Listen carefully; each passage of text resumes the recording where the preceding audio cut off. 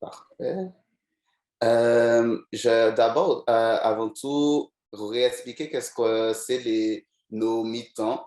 Donc, c'est une série de webinaires mensuels qu'on a chez Pour 3 Points qui offre des conseils, des ressources pour des coachs ou toute autre personne qui est engagée auprès des jeunes. Et comment se déroule la mi-temps? Un grand 50 minutes de présentation avec une invitée, en l'occurrence qui est Elsa aujourd'hui. Et après ça, on a 30 minutes de questions, commentaires, réponses et interactions.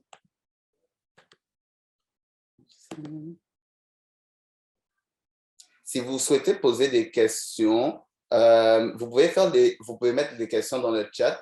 Il y a des collègues de Pour 3 Points qui sont là, notamment il y a Sébastien, il y a Marika. Donc, vous pouvez les poser dans le chat à tout le monde, ou bien si vous préférez que ça soit un peu plus discret, que vous souhaitez garder l'anonymat, mais vous pouvez les contacter en message privé là dans le chat. Je pense qu'on est un peu tous maintenant habitués avec le Zoom. On voit comment faire, naviguer dans le chat, tout ça. Donc, n'hésitez pas à envoyer vos messages aussi d'une façon individuelle à Marika et Sébastien, puis on pourra les poser au moment des questions-réponses. Donc, cette mi-temps d'aujourd'hui, le thème, c'est les troubles alimentaires dans le sport. Comment créer une culture de soutien pour les athlètes. Donc, vous savez, chez Pour 3 Points, nous avons une approche de coaching qui est dite humaniste, où bien on place le jeune au centre de notre approche et puis on souhaite le développer globalement, non pas comme un athlète, mais comme un jeune dans sa totalité. Et dans cette mi-temps, ça sera présenté en collaboration avec Souma Nutrition. Donc, on se penchera sur la manière dont les troubles alimentaires se développent et on identifiera ceux qui touchent les athlètes le plus couramment et la manière dont ils se manifestent dans le sport. Donc, à la suite de ce webinaire, les coachs et les intervenants seront en mesure de reconnaître les athlètes vulnérables ainsi que les signes ou symptômes de l'apparition des troubles alimentaires.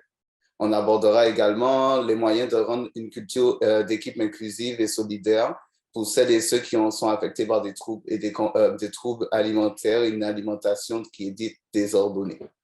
Donc, c'est pour ça que je suis vraiment enthousiaste à l'idée d'écouter Elsa. Et le sujet a l'air vraiment intéressant. J'ai eu le petit privilège d'avoir accès à son PowerPoint avant et j'ai vraiment hâte de voir sa présentation. Mais je vais m'arrêter de parler puis de présenter Elsa. Et Elsa, je vais vous dire un peu sa petite biographie. Elle fait partie de l'ordre des diététistes nutritionnistes du Québec. Elle est diététiste nutritionniste dotée d'un baccalauréat à l'Université McGill. Elle est spécialisée dans le traitement nutritionnel des troubles de l'alimentation ainsi que dans le soutien nutritionnel des athlètes de différents sports.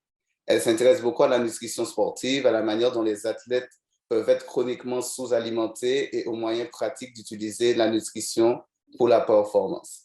Donc, elle s'efforce d'aider les athlètes à se construire une vie permettant l'acceptation du corps, la flexibilité alimentaire et en poursuivant l'excellence du sport.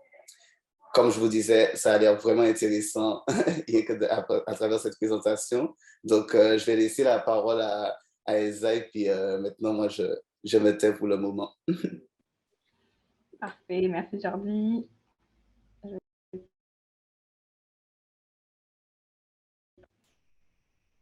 Est-ce que tout le monde voit ce que je présente? Oui, non. Non. Je pense que c'est bon. Ça prend juste un peu de temps. C'est là? On est good? Parfait. Good. On est good. Parfait. Merci tout le monde d'être là. C'est vraiment sympa. Je vois du monde que je reconnais dans les gens. Donc, c'est vraiment sympa qu'ils vous fassent le temps pour ça. C'est ça. Aujourd'hui, on va parler un petit peu des troubles alimentaires, puis on va parler des cultures d'équipe, puis des athlètes individuels. On va regarder un petit peu qu'est-ce que c'est le spectre d'habitudes alimentaires, où est-ce qu'on se retrouve quand ça devient désordonné, quand est-ce que ça devient un trouble. On va regarder un petit peu comment les TCA se développent. TCA, ça va être notre mot pour trouble de comportement alimentaire. Puis, on va comparer les conditions qui peuvent arriver quand quelqu'un ne mange pas assez ou s'entraîne trop. On va regarder les signes et les symptômes. On va regarder conseils pour comment approcher un athlète de façon individuelle, ainsi que comment créer une culture d'équipe qui est inclusive, qui offre du soutien pour ça. Puis que, comme on avait dit, on a du temps à la fin pour si vous avez des questions ou j'ai aussi une étude de cas si jamais on veut discuter de ça. Honnêtement, je ne savais pas que Jordi allait m'introduire, donc je me suis fait un slide de moi, mais honnêtement, il a déjà parlé de tout ça, donc on ne va pas passer trop de temps. Je suis aussi athlète moi-même, donc j'ai une sorte de point de vue pratique de comment c'est d'équilibrer, de jouer à haut niveau, puis aussi de vivre une vie flexible au niveau de l'alimentation, puis c'est quand même un gros défi. Puis j'ai aussi mis que je suis entraîneur dans mes rêves, puis j'espère un jour devenir un peu plus formée grâce à Pour 3 points. Donc, si on commence à parler de le spectre des habitudes alimentaires, bon, on va commencer avec qu'est-ce que c'est d'avoir des comportements alimentaires sains. Puis le mot sain, c'est important de savoir ici que quand on parle de sain ou de santé, on parle d'un équilibre entre la santé émotionnelle, physique, mentale et sociale. Donc, ça ne veut pas juste dire que je mets des bonnes choses dans mon corps, ça veut aussi dire que j'ai un équilibre parmi ma vie qui priorise de différents aspects. Donc, quand quelque chose est un comportement alimentaire sain, on parle que ce soit intuitif, qui veut dire que j'écoute mes signaux, puis j'écoute qu'est-ce que mon corps a envie de manger. Ça veut dire que je mange un petit peu en pleine conscience, qui peut être difficile dépendant de la situation, mais ça veut dire que j'essaie d'être présent avec les gens autour de moi, avec le contexte dans lequel je mange. Ça veut dire que je respecte mes signaux de faim et de satiété, que j'agis sur le fait que je ressens la faim ou je ressens que j'ai plus tant faim ou que j'ai envie d'arrêter de manger. Ça veut dire que j'ai une bonne relation avec tous les aliments. Donc ça veut dire qu'il n'y a pas un aliment que je considère bon ou mauvais. Je pense qu'il y a un rôle pour tout, dépendant de mes préférences alimentaires. Puis ça veut dire que j'ai des comportements alimentaires qui me donnent une alimentation adéquate, équilibrée et variée. Là, quand on commence à shifter et faire d'autres comportements, ça peut devenir désordonné. Donc ça veut dire que peut-être que je suis vraiment préoccupée par la forme et la taille de mon corps.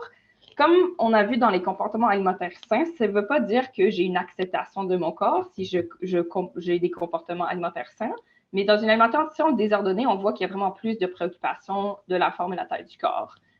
Puis ça fait en sorte qu'on agit sur cette préoccupation-là.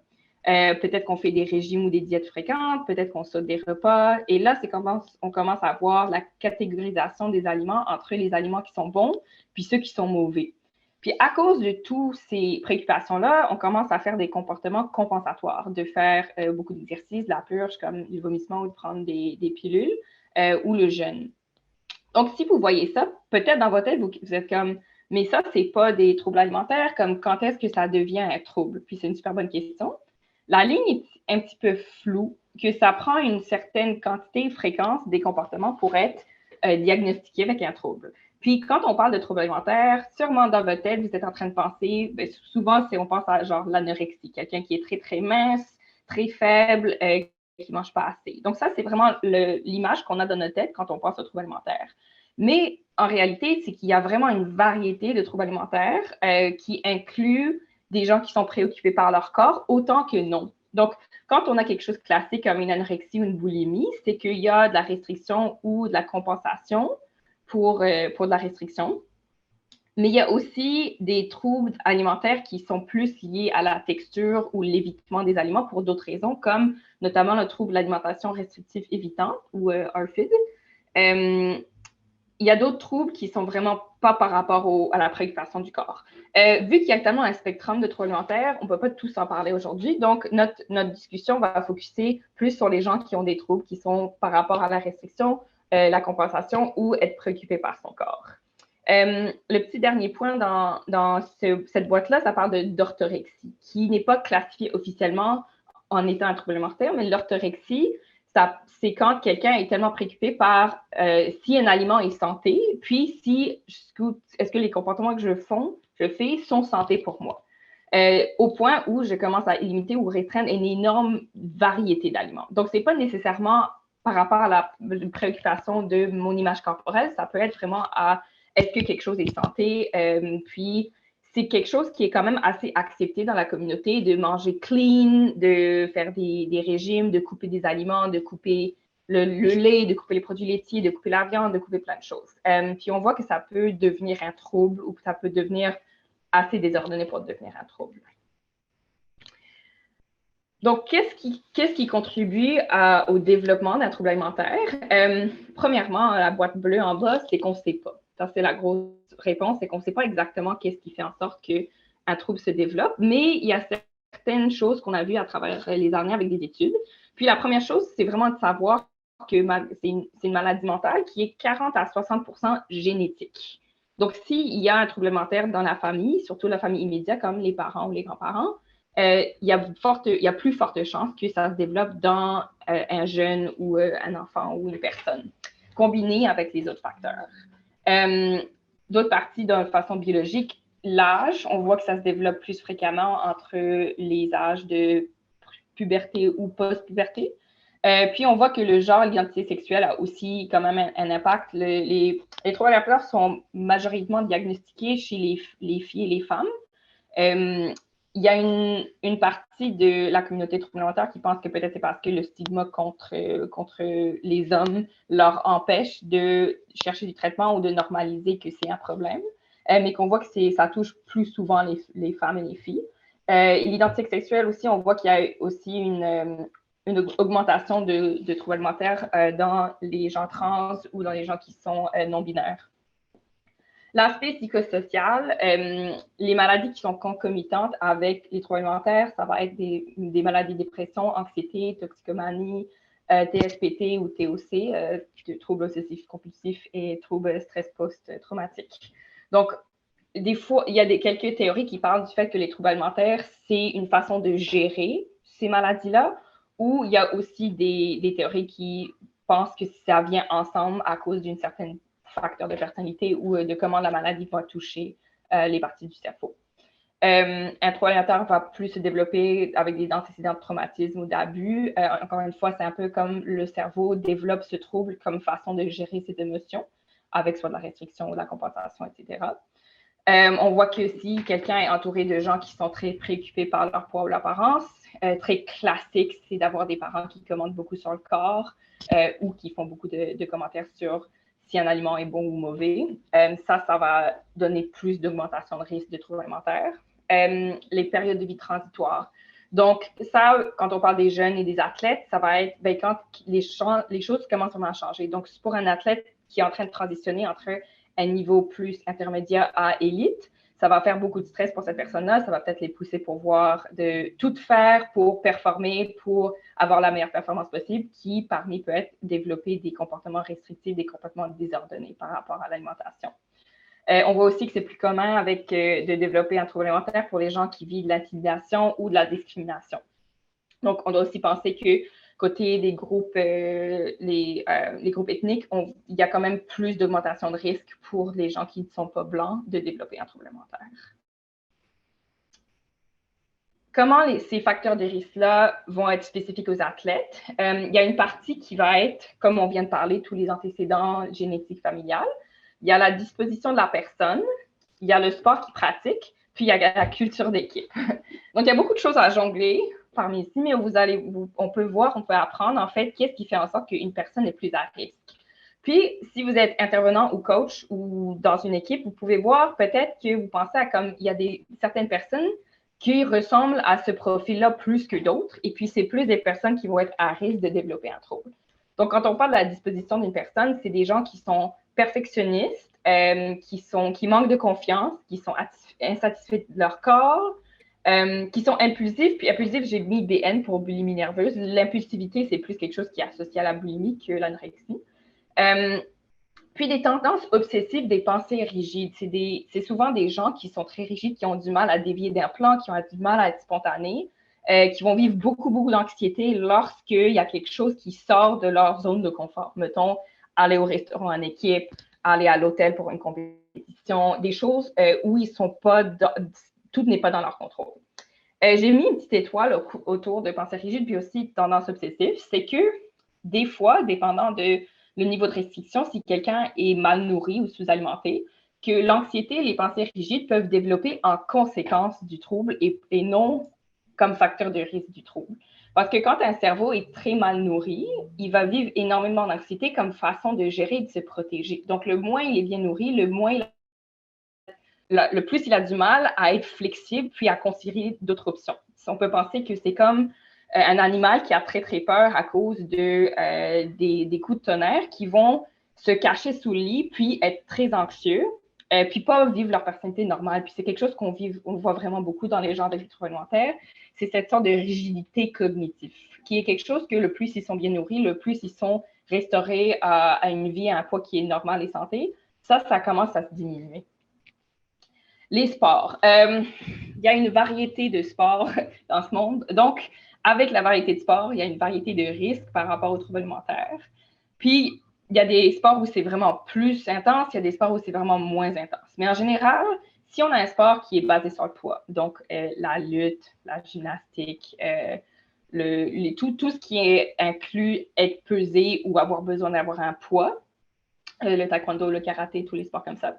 Les sports qui sont à corps idéal. Donc, ça veut dire les sports qui sont jugés par rapport à la performance spécifique, comme on va dire la gymnastique, la danse, ou des sports qui sont synchronisés, où les gens doivent vraiment avoir l'air de la même chose à tout moment.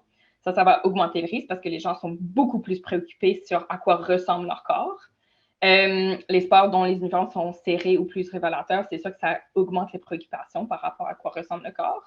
Les athlètes élites sont plus à risque de développer un trouble alimentaire.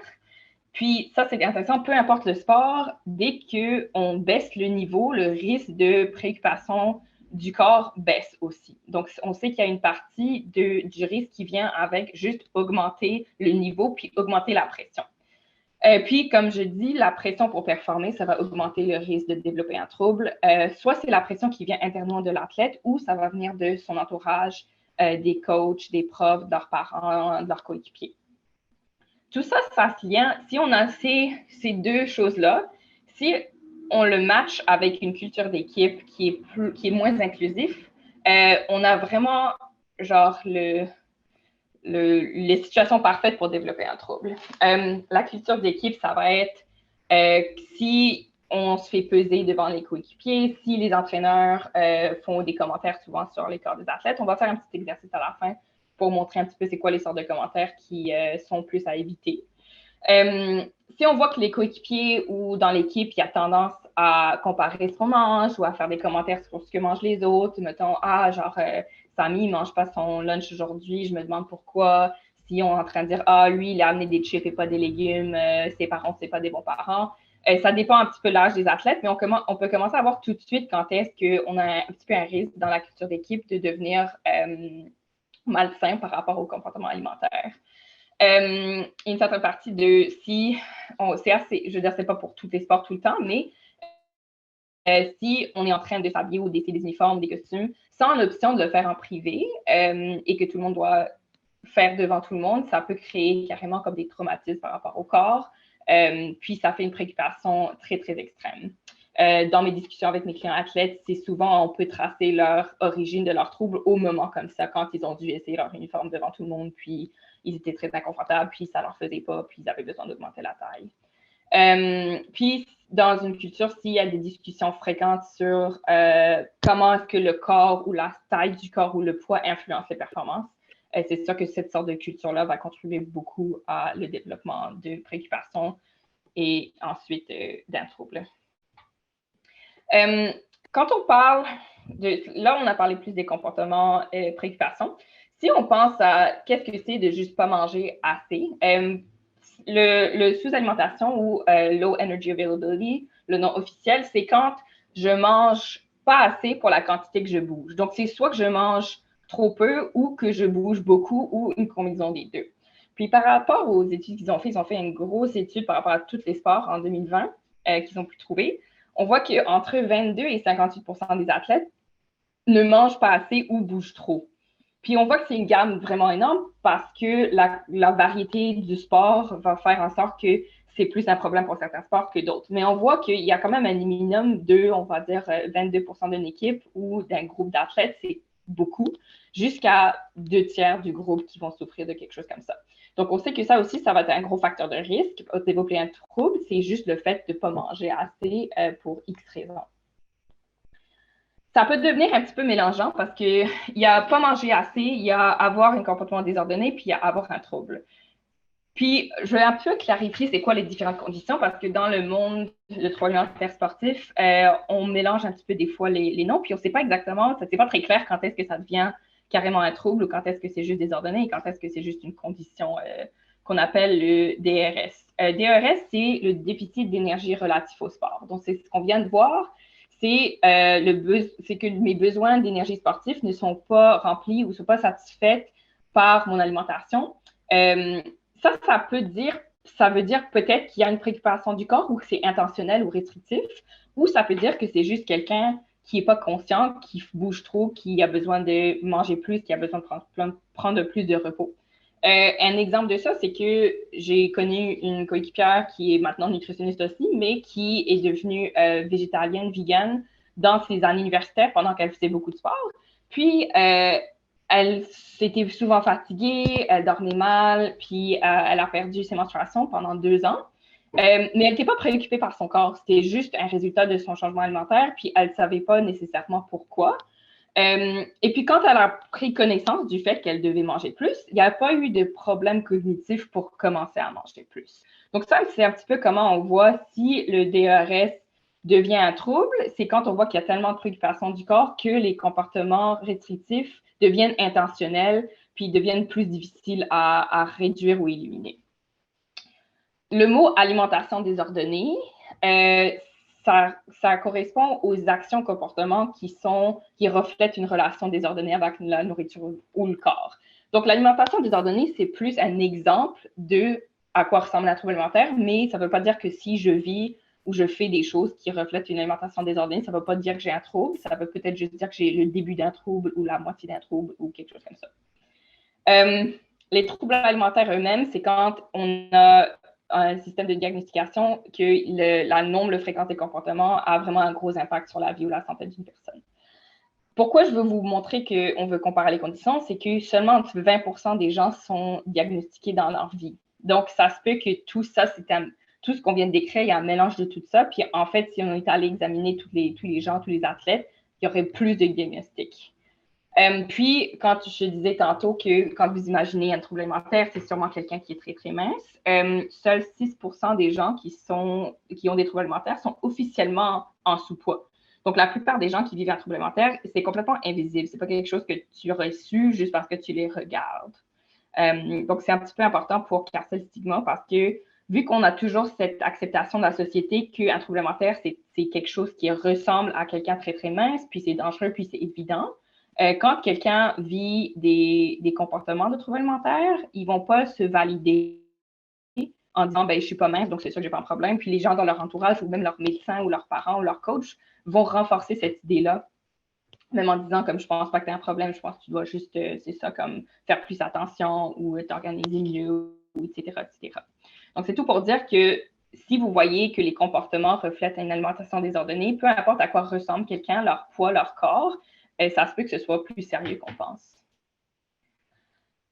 Si on regarde les statistiques des athlètes eux-mêmes, l'alimentation désordonnée, donc on vient de dire les comportements qui reflètent une relation malsaine avec les nourritures ou le corps, ça va toucher 62 des athlètes féminines, puis 33% des athlètes masculins. OK? Donc, on est entre 1 tiers et 2 tiers des gens dans une équipe qui sont affectés par ça.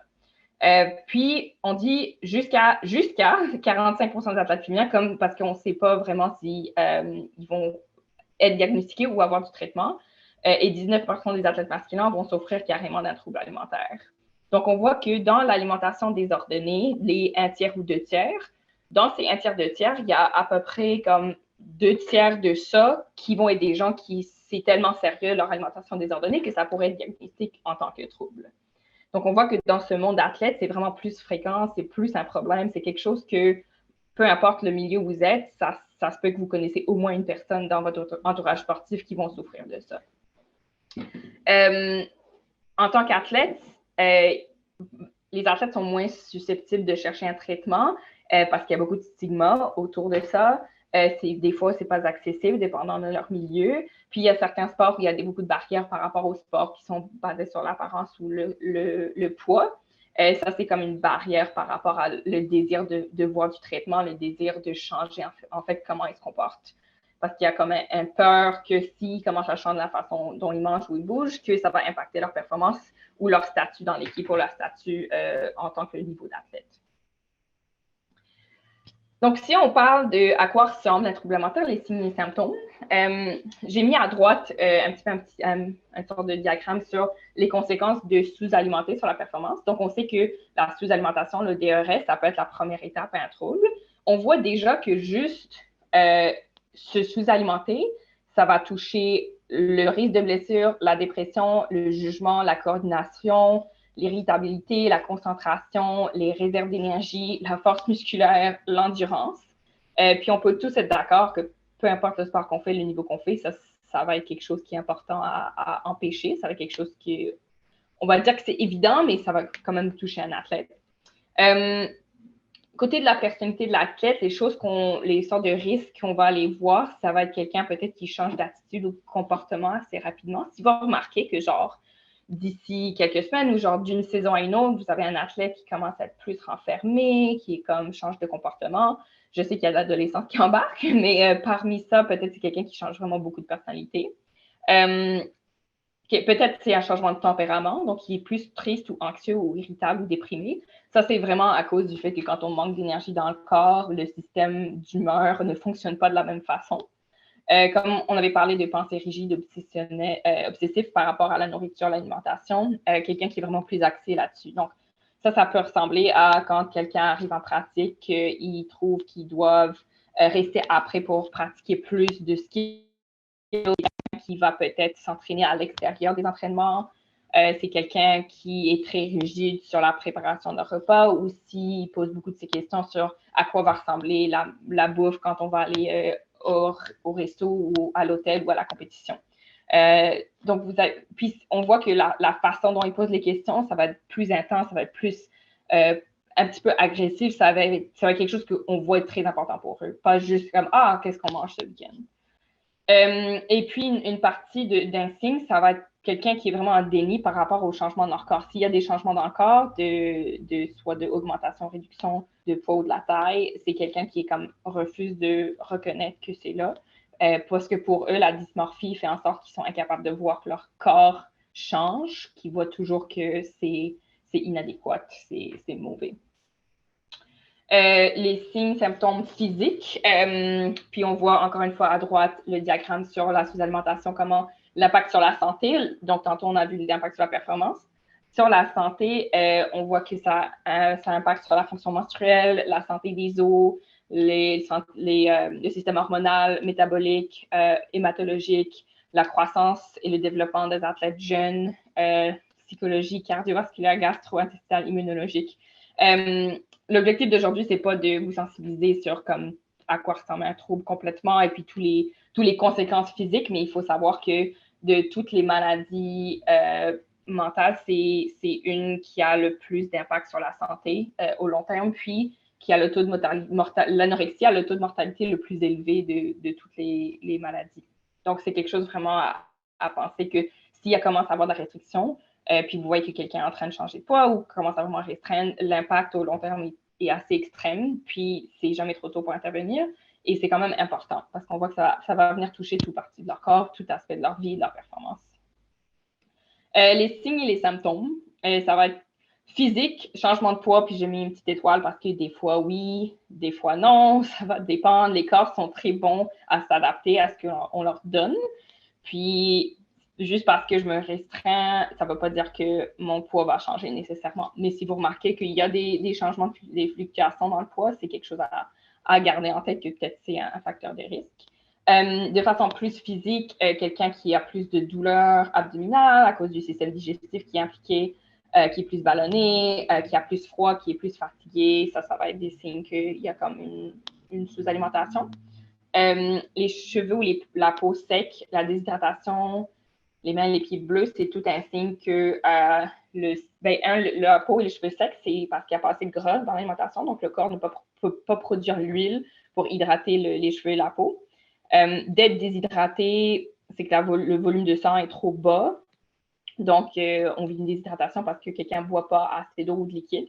La surhydratation, ça réfère à s'il n'y a pas assez de sel ou d'électrolytes dans l'alimentation. Donc, ça veut dire que oui, le volume de mon sang est adéquat, mais la concentration de sel n'est pas adéquate. Donc, genre, mon urine est très pâle, je vis des maux de tête, j'ai pas assez de sel pour remplacer mes besoins. Puis, quand on parle des athlètes qui vont transpirer 1 à 2 à 3 heures par jour, de remplacer ce sel-là est extrêmement important pour leur santé et leur performance.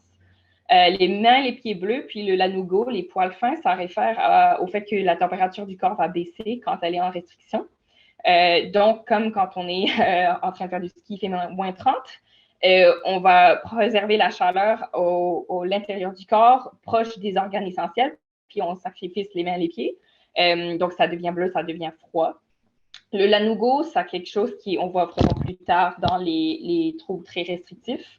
C'est que le corps, vu qu'il a froid, essentiellement la température du corps est trop bas, il développe genre des poils fins partout dans le corps pour préserver la chaleur. Les gens qui s'évanouissent ou qui ont des vertiges ou qui ont des fréquences cardiaques qui fluctuent beaucoup, c'est parce que le cœur n'est pas en bonne santé, il est mal nourri, c'est un muscle qui est faible. Donc, quand on se lève ou quand on commence à bouger, ça crée des problèmes, puis on voit des chutes de pression, des choses comme ça. C'est intéressant de penser à ça parce que quand on pense aux athlètes, mettons des athlètes d'endurance, de course ou de vélo, etc., des fois, c'est des gens dont leurs cœurs sont en très bon état. Donc, peut-être ces symptômes-là, vous n'allez pas le voir nécessairement, mais ça ne veut pas dire qu'il n'y a pas un problème non plus. Vous pouvez voir en fait la différence qui est que si ma fréquence cardiaque de base est très basse, parce que je m'entraîne beaucoup, mettons, c'est à 45.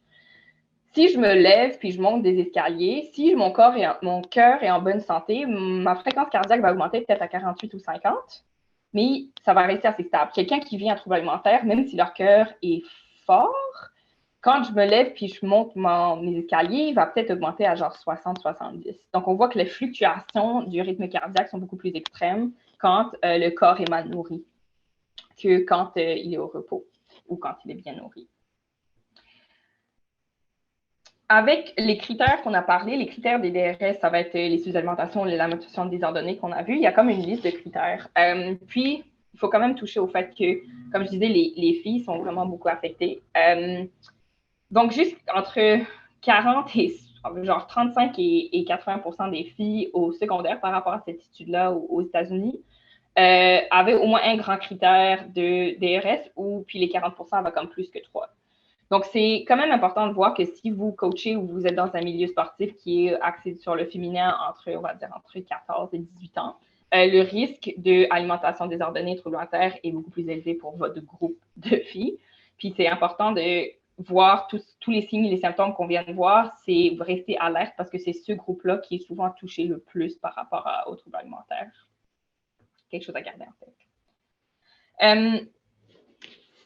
Le milieu du sport est intéressant pour parler un petit peu de comportement alimentaire parce qu'il y a comme une intersection entre qu'est-ce que c'est d'être restrictif ou qu'est-ce que c'est d'avoir un petit peu être dans la culture des diètes, puis aussi avoir une bonne relation avec la nourriture et le sport. La culture des diètes, c'est le mot qu'on utilise pour, dans la société, tout ce qui réfère à la restriction, l'insatisfaction corporelle, vouloir changer son corps, tout ça.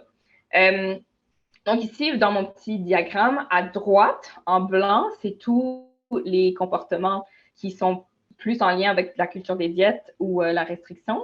Puis à gauche, c'est les choses qui reflètent une bonne relation avec l'alimentation et le sport. Donc, vous voyez qu'au milieu, il y a une intersection où, si, dépendant de où est-ce que je me retrouve dans les autres parties du diagramme, peut-être que je peux engager dans les comportements plus restrictifs si je suis bien équilibrée avec les autres comportements. Par exemple, si je suis quelqu'un qui fait du haut niveau et je choisis un aliment pour la santé, je vais aller me chercher, puis je vais inclure comme une bonne variété de protéines, légumes et féculents, ça veut dire que je choisis quelque chose pour ma santé. Mais si aussi je choisis des aliments pour le plaisir, comme je vais me chercher un dessert avec parce que ça me tente, ça va montrer que je suis capable d'engager dans des comportements qui sont plus culture des diètes, mais je suis équilibrée par le fait que j'ai aussi d'autres comportements. L'insatisfaction corporelle, il y a une quantité qui est normative, qui veut dire que tout le monde vit une sorte d'insatisfaction corporelle, puis c'est plus dans le sport parce que nos corps sont comme des outils pour performer. Donc, c'est un peu normal qu'on vit comme on n'est pas tout le temps heureux ça ne veut pas dire que ça va se transformer en n'importe quoi. Puis, d'utiliser la structure ou d'organiser et planifier mes repas, ça peut être une façon que je performe mieux. Puis, c'est correct d'avoir ces choses-là tant que j'ai aussi les autres aspects à gauche, là, de traiter mon corps avec respect, d'écouter mes signaux de satiété, de donner la priorité au repos, de pratiquer un sport parce que j'aime ça. Si on commence à faire les choses au milieu et les choses à droite, c'est quand on va avoir le risque de troubles alimentaires augmenter parce que c'est, mettons, si je me sens coupable de prendre des jours de repos et aussi je suis insatisfait de mon corps et aussi je fais des commentaires sur le corps des autres, c'est plus quand on voit un risque. Donc, ce slide-là, c'est plus pour normaliser que c'est flou, puis des fois, il y aura une intersection entre quelqu'un qui est à risque puis quelqu'un qui n'est pas à risque. Peut-être qu'ils vont faire les mêmes choses, mais ça ne veut pas dire nécessairement qu'ils sont à même risque et puis qu'ils ont la même sorte de vie ou la même sorte de risque à développer un problème. Tout ça pour dire, quand on parle d'insatisfaction corporelle, c'est que les troubles alimentaires, un petit peu ici, c'est pour montrer, ça c'est par rapport à une étude qui a été faite par Marie-Michel Ricard ici au Québec, que dans quelqu'un qui est normal, à gauche, là, on voit, ça c'est comme des jeunes, on voit que leur espace mental est dédié pas mal en partie égale de l'école, les amis, le sport, la famille, puis mon apparence physique, à quoi je ressemble. Le plus quelqu'un développe des préoccupations ou des obsessions, on voit que la partie rouge, qui est l'apparence physique, de prendre plus en plus d'espace. Puis, ce qui est triste, puis la partie la plus difficile pour les athlètes, pour les gens qui vivent des troubles alimentaires, c'est que quand ça devient un trouble de comportement alimentaire sérieux, on voit que plus de 3/4 de leur pensée, c'est par rapport à leur corps puis leur apparence physique. Puis avec mes clients, quand on parle de comme c'est quoi la chose que tu aimerais avoir avec le rétablissement de ton trouble, c'est l'espace mental pour faire d'autres choses. C'est juste épuisant de tout le temps s'inquiéter par rapport à son corps. On voit qu'il n'y a plus de place pour les autres choses. Les choses qui disparaissent dans ce diagramme-là, c'est les amis, c'est le voyage, c'est comme le sport prend moins de place, la famille prend moins de place. C'est pour ça, en fait, qu'on voit les changements de comportement des gens qui sont plus tristes, plus anxieux, plus renfermés, qui sont moins sociales. C'est parce que le trouble prend tellement de place dans leur tête, puis leur préoccupation corporelle devient tellement intense.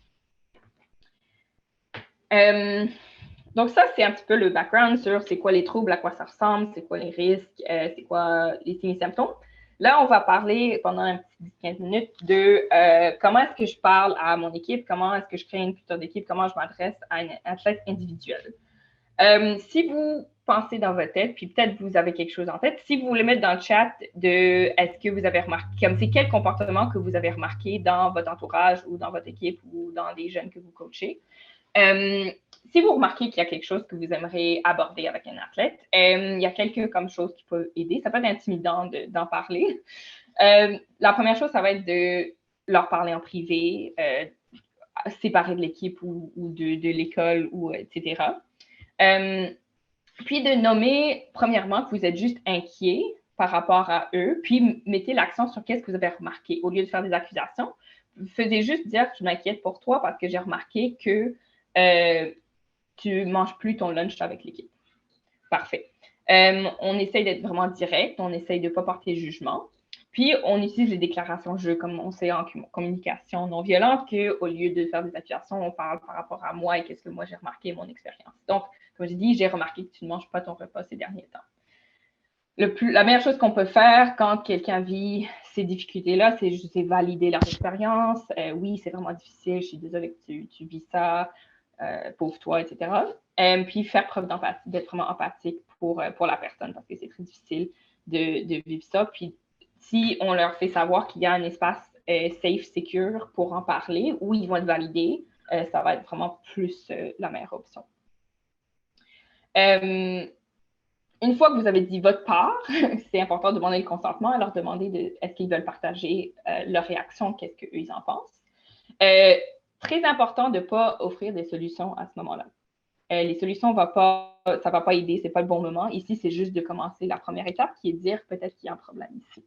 C'est sûr qu'on veut tellement offrir des solutions pour les aider, mais ce n'est pas vraiment le moment. Au lieu, il faudrait donner la parole aux jeunes et puis leur demander qu'est-ce que vous pouvez faire pour les soutenir. Et puis, avec ça, on va en parler un peu plus tard, mais soyez transparent, c'est quoi vos limites en tant que votre rôle dans l'équipe ou votre rôle là, par rapport à cette personne-là.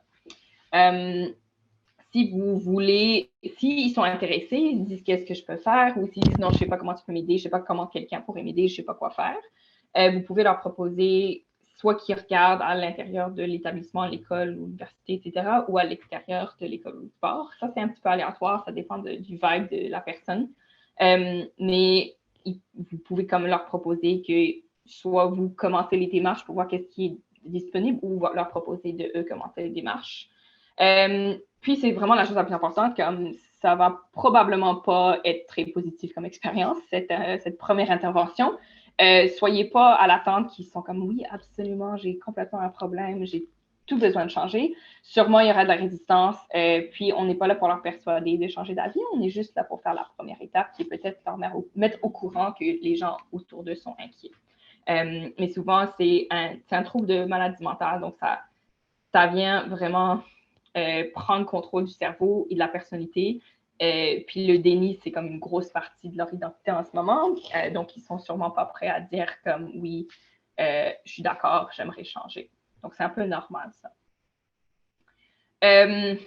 S'ils sont ouverts à changer, si vous êtes rendu à une prochaine étape, que peut-être une semaine ou 2 mois plus tard, ils sont comme oui, tu sais quoi, coach, je pense qu'il y a peut-être quelque chose qui devrait changer. C'est important de savoir que c'est pas votre rôle de tout changer, mais c'est aussi de savoir qu'on ne veut pas imposer le changement et puis qu'on veut un petit peu explorer qu'est-ce qu'eux, ils sont capables de changer, qu'est-ce qui est important pour eux. Puis, dans notre travail en tant que nutritionniste et professionnel qui deal avec ça, c'est beaucoup aussi ce qu'on fait en conjonction, c'est d'explorer eux en tant que personnes, leurs objectifs, leurs options, puis pas leur imposer du changement, mais d'explorer ensemble qu'est-ce qui est possible, qu'est-ce qui est raisonnable. Donc, vous pouvez aborder comme qu'est-ce qui est important pour eux, c'est quoi leur valeur avec le sport, c'est quoi leur objectif sportif. Puis comment, on peut commencer à leur demander comme comment est-ce que ce que tu fais en ce moment, ça t'affecte. Puis là, ils vont commencer à nommer des choses comme « Ah, ben je vois jamais mes amis parce que j'ai toujours peur qu'ils vont m'inviter quelque part puis que je ne vais pas pouvoir manger. » Ça peut être que « Ah, je trouve que je suis tellement fatiguée en pratique que j'ai du mal à me concentrer. Puis là, genre, les gens pensent que je poche, etc. etc. » Une fois qu'on a un petit peu pris le bilan de pourquoi ça va mal, pourquoi on devrait changer, là, on peut regarder des options comme ben, qu'est-ce que l'athlète est prêt à changer. On peut leur demander ben, qu'est-ce que tu serais prêt à faire. Puis qu'est-ce qui est le plus réaliste en ce moment, qu'est-ce qui est le plus simple à changer. Puis vous vous demandez comment vous pouvez le soutenir dans cette démarche-là. Si vous êtes le coach, l'entraîneur, souvent, la personne va être très inquiète par rapport à leur entraînement, leur objectif. Par exemple, j'ai une athlète qui court de façon compétitive pour une grande université. Puis l'idée de prendre des journées de repos, c'était très intimidant, malgré que elle a été d'accord que c'était la bonne chose à faire.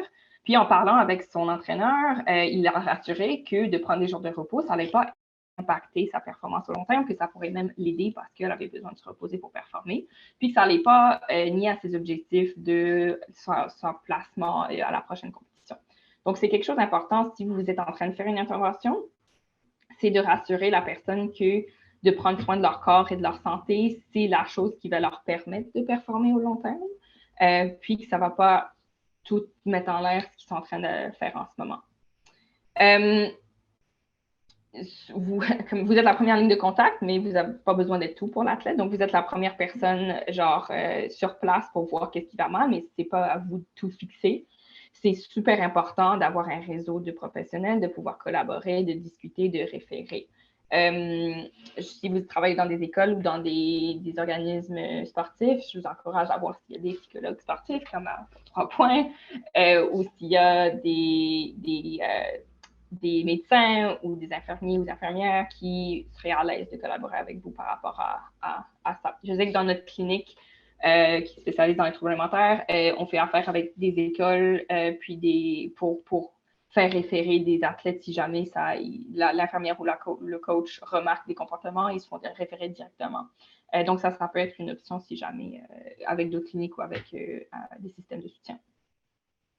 Par rapport à la culture d'équipe, donc là, on a parlé de quand on approche un athlète individuellement, comment on le fait. Comment on crée une culture d'équipe? Une culture d'équipe, d'abord, ça prend du temps à bâtir. Puis ça va venir pas juste du coach, mais aussi des capitaines ou des leaders dans l'équipe. Donc, ça prend un petit peu le consentement, puis le buy-in de tout le monde. Mais ça vient beaucoup des coachs souvent, et puis ça vient beaucoup de comment on établit l'équipe.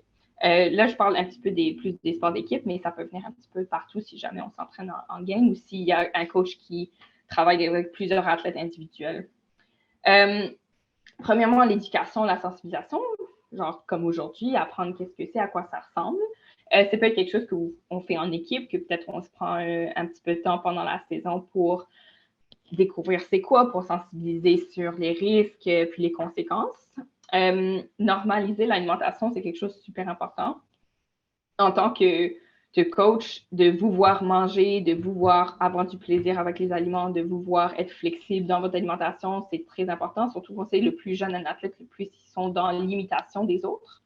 Donc, ça, c'est très important de savoir. Puis aussi de prendre du temps pendant des pratiques ou quand vous structurez une compétition, d'avoir des pauses pour manger, d'encourager tout le monde à manger avant et après, de vraiment prendre ce temps-là pour mettre l'accent sur « OK, il est temps qu'on se nourrisse parce que nos corps ont besoin d'énergie ». Puis d'éviter le langage moralisateur. Donc, ça veut dire qu'il n'y a pas d'aliments bons et mauvais. Puis, on ne fait pas de commentaires sur le fait que telle et telle personne a apporté ça, puis l'autre personne a apporté ça, puis ça c'est mauvais, puis ça c'est bon.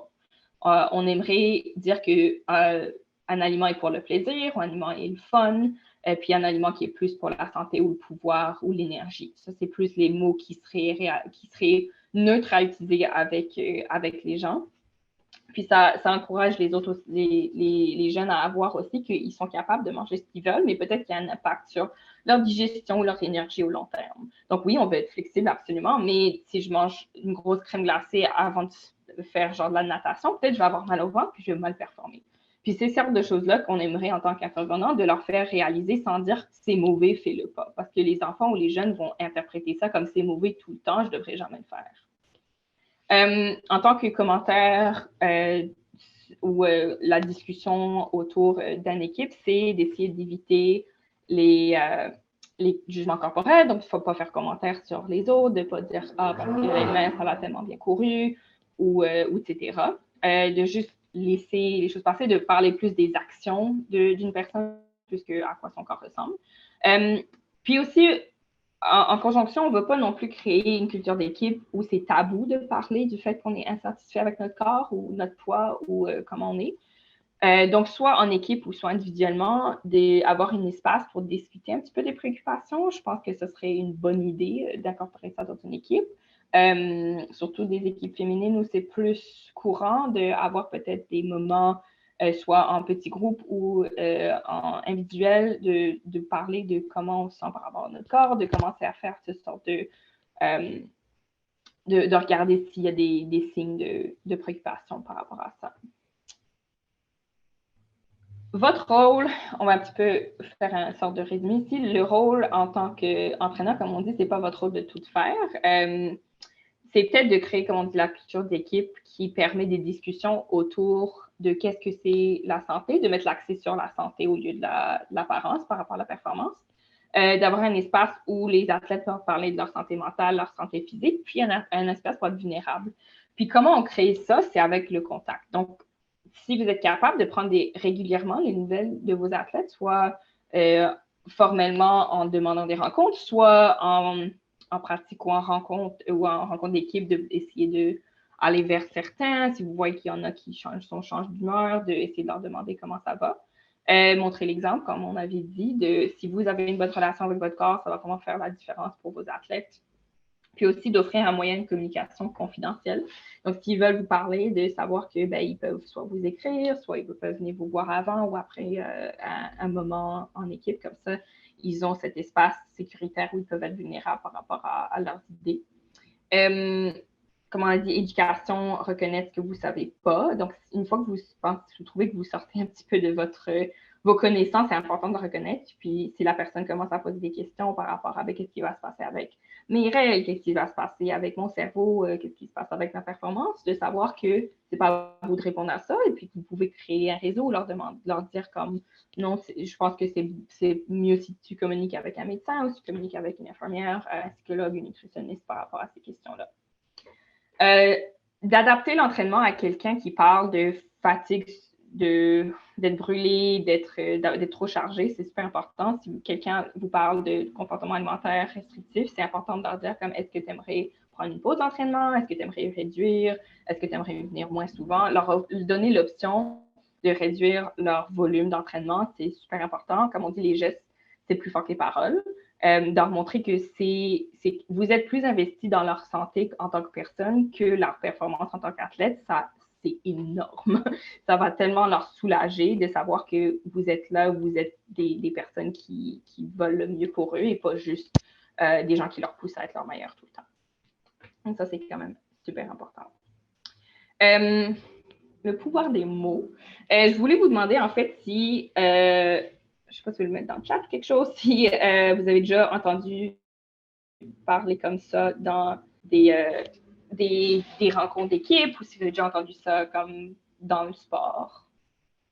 Si vous pouvez faire comme oui ou non, etc.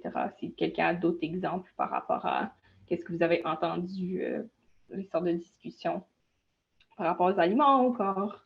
Je sais que moi, j'entends souvent dans mon travail que genre, ah, c'est mieux de courir à jeun, right? C'est comme, je mérite de manger ça. Le mériter de manger, ça revient vraiment beaucoup souvent dans le travail. Donc, c'est un peu pour montrer que le pouvoir des mots est très important. Puis quand on parle de culture d'équipe, on parle un petit peu de ça. De si on commence à remarquer des mots où les gens parlent de cette façon-là, si on parle du corps, si on parle de les bons et les mauvais aliments, si vous remarquez aussi qu'on est tous susceptibles à la culture des diètes, puis comment on est formé, d'essayer de peut-être mettre une petite pause sur ces pensées ou ces actions-là ou ces mots-là, et puis avoir des mots qui sont un peu plus neutres. Donc, par exemple, on peut transformer « t'as l'air en shape » à « t'as l'air de bien prendre soin de ton corps ». J'ai couru 2 fois aujourd'hui, je mérite ce burger. J'ai envie de manger ce burger-là. Point. Il n'y a pas de mériter, il n'y a pas de raison de justifier pourquoi. Donc, essayer d'être plus direct peut-être avec nos pensées, mais aussi moins culpabilité égale, honte, mérité, etc.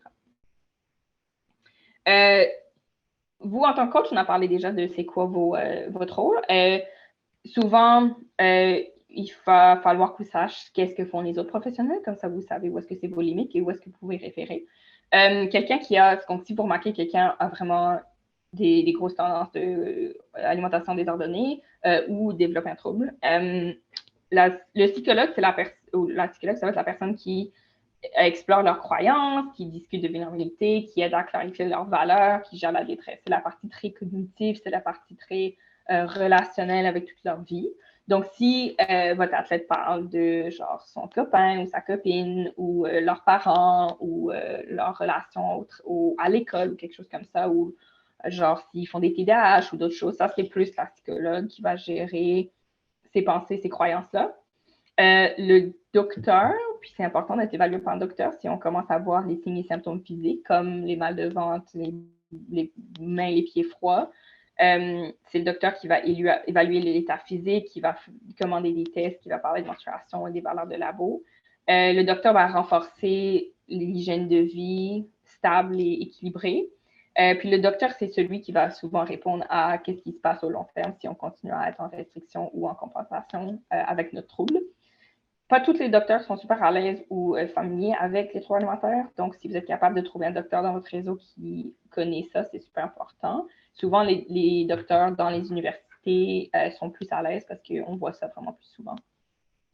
Les diététistes, nous, on fait beaucoup d'éducation par rapport à la nutrition et le sport. On fait des expositions aux aliments qui sont interdits. Donc, quand quelqu'un parle beaucoup de bons et mauvais aliments, nous, notre travail, c'est de leur amener à manger plus des aliments mauvais pour leur enlever cette anxiété-là, puis pour pouvoir les intégrer dans leur vie. Puis nous, on parle du poids, puis nous, on parle de les attentes par rapport au corps et tout ça. Donc, il y a une certaine... c'est un peu flou, le psychologue et le diététiste, parce que souvent, on va parler des mêmes choses, mais on a des limites les deux à qu'est-ce qu'on peut faire comme je dis, la partie plus relationnelle. Santé mentale, ça va être plus le psychologue. Puis nous, c'est plus la partie alimentation, image corporelle. Ça va faire pas mal la suite de ce qu'on avait dit, puis le poil à 1h15. Si jamais ça vous intéresse de prendre rendez-vous avec moi ou vous connaissez quelqu'un qui pourrait bénéficier, je suis à Montréal, je suis sur le plateau ou en virtuel. Puis mes spécialités, ça va être nutrition sportive, troubles alimentaires, mais aussi l'alimentation intuitive, l'image corporelle, la relation avec la nourriture, tout ça. Je peux faire ça également. Puis j'ai laissé mes coordonnées ici. Est-ce que vous avez des questions? Merci. Merci beaucoup, Elsa, pour la présentation. Effectivement, ben, on peut ouvrir la période de questions, commentaires. Vous pouvez lever la main, puis on vous laissera la parole, ou vous pouvez mettre dans le chat. Et puis, s'il y a des questions dans le chat, on pourra essayer d'alterner entre des questions du chat et puis des questions de main levée ici. Mais en tout cas, merci beaucoup, Elsa, pour cette super présentation.